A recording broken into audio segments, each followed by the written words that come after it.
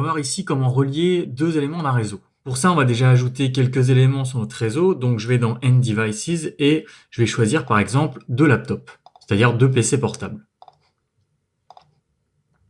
Je vais d'abord aller vérifier dans ces équipements combien ils ont une carte réseau. Donc, je clique dessus et là, si je vais dans Config, sur la gauche, dans Interface, je vois que j'ai une interface Fast Ethernet 0 et une interface Bluetooth. Donc c'est très bien, moi pour mon réseau, je vais avoir besoin d'une interface de type Ethernet ou Fast Ethernet. Évidemment, si j'avais plusieurs cartes réseau type Ethernet, je verrais s'afficher plusieurs interfaces ici. Mais là, il s'agit d'un PC portable, donc une interface suffit largement. On verra tous les aspects de la configuration ici un petit peu plus tard. Je vais pouvoir fermer cette fenêtre et passer au câblage. Pour câbler ces deux éléments, je vais aller dans la catégorie Connexion. Là, vous voyez que j'ai plein de types de connexions possibles pour relier mes deux PC. C'est en fait tous les types de câbles qui existent, donc on retrouve du câble coaxial, du câble USB, du câble cuivre, etc. Dans ce cours, quand on va uniquement simuler des réseaux de type LAN, on utilisera uniquement des câbles en cuivre. Ces câbles en cuivre, on les retrouve ici, c'est le trait noir que vous voyez là, et le trait pointillé noir que vous voyez ici.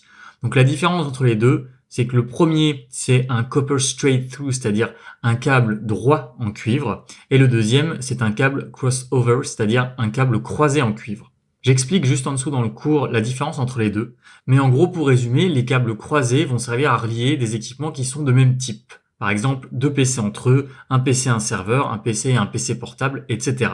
Et les câbles droits vont nous servir uniquement pour relier des équipements de catégories différentes, mais on verra ça du coup quand on ajoutera des équipements d'interconnexion à notre réseau.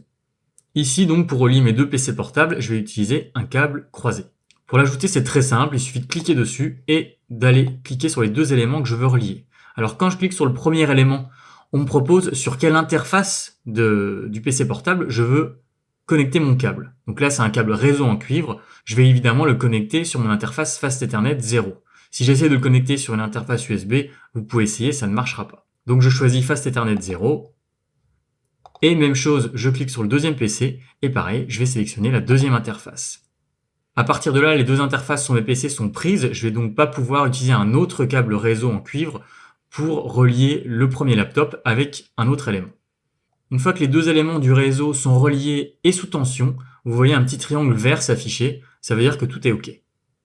Pour supprimer un câble entre deux éléments, il suffit d'aller cliquer ici, sur l'outil supprimer, et d'aller cliquer sur le câble que je souhaite supprimer ou sur l'élément que je souhaite supprimer. Moi, je vais juste supprimer le câble, et voilà, le câble a disparu.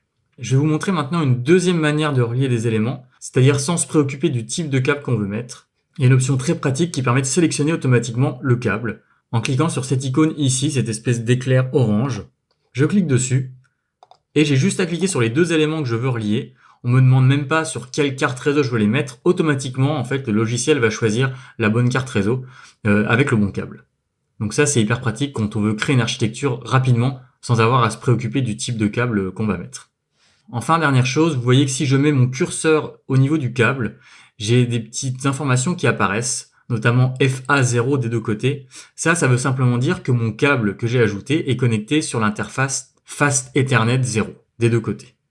Voilà, maintenant que vous savez relier deux éléments entre eux, vous allez pouvoir tester ça sur votre propre architecture.